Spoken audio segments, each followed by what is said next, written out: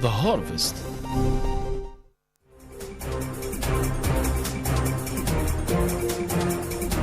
Good afternoon, Africa. This is Imene Nouad with the latest news from across the continent and the world. In Nigeria, security forces intensify search and rescue operations after armed bandits abduct 25 students from the government girls' comprehensive secondary school, in Maga, Kebbi State. Police, military units and vigilantes are camping nearby forests following a violent attack that left one man dead and another injured. Authorities urge residents to remain calm and support ongoing operations.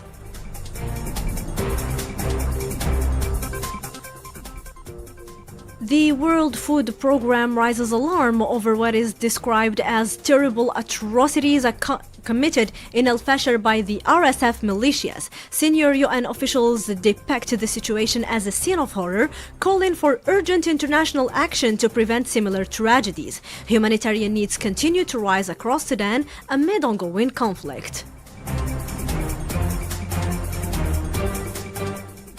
In Madrid, members of the Sahrawi diaspora take to the streets in a large march demanding the Sahrawi people's right to self-determination and independence. Demonstrators denounce what they called disgraceful Madrid agreement that divided Sahrawi land. Organizers continued the mobilization until a just and lasting solution is achieved. To understand more on the situation, Widad Alawa explains.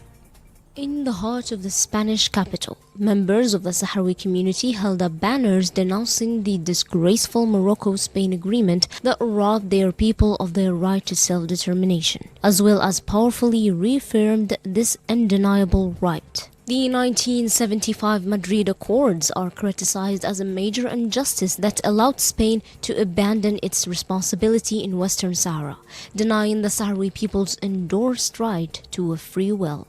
In essence, the legacy of the Madrid Accords continue to cast a long shadow over Western Sahara, a reminder that unresolved colonial decisions still shape the region's quest for justice. As calls grow louder for a genuine self-determination process, Western Sahara will undoubtedly continue to pursue its unbreakable international stance for freedom.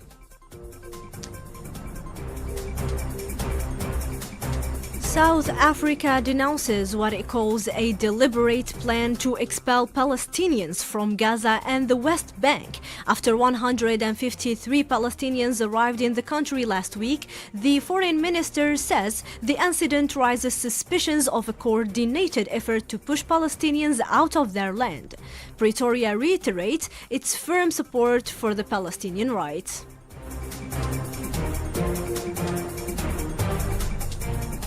Turning to the Democratic Republic of Congo, where at least 32 miners were killed after an overcrowded bridge collapse inside the Kalandu copper and cobalt mine in the southern eastern DRC. Authorities says illegal miners forced their way into the site despite safety bans, triggering panic as soldiers fired warning shots. Reports suggest the death toll could exceed 40 people.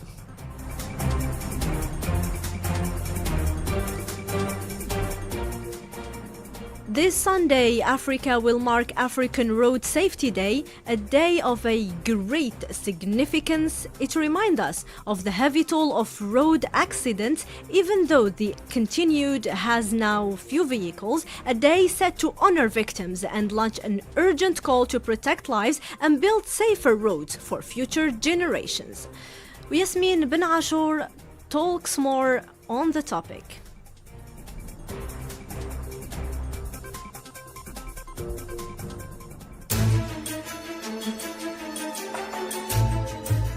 In Addis Ababa, the Adwa Victory Memorial, the continent celebrated this day with leaders, experts, and communities.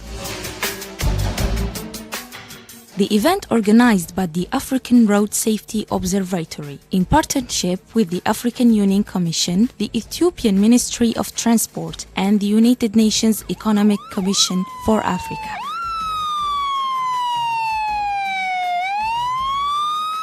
Established in 2012, Road Safety Day highlights a painful reality. Africa accounts for about a quarter of global road deaths, while having less than 4% of the world's vehicles.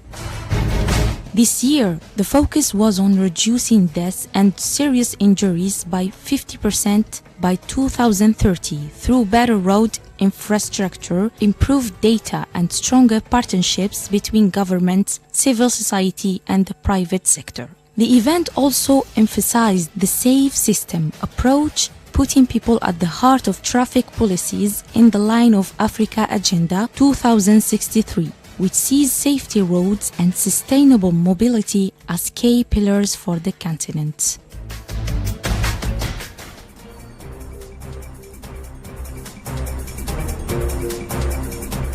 The president of the African Development Bank, Sidi Wild Teh, thanked President Abdelmajid Tebboune for Algeria's strong and decisive support for his candidacy at the helm of the institution. Following their meeting in Algiers, he said he talks reviewed prospects for enhanced cooperation with Algeria, adding that the FDB remains a key partner in the Gherdaya-Lghwat-Al-Mni'a railway project, described as a strategic not only for Algeria but for African countries as well. Let's hear it. The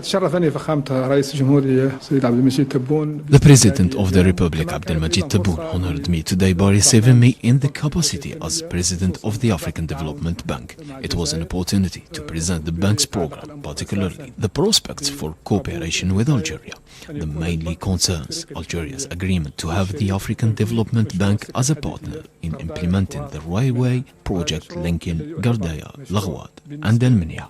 Project that is considered important not only for Algeria but also for Africa and for connecting Sahel country to the Mediterranean Sea, facilitating the movement of goods and people. It was also an opportunity to express the African Development Bank's appreciation for Algeria's level of development and the promising prospects for transferring the Algerian experience in various fields such as housing, water modernization and others to African countries.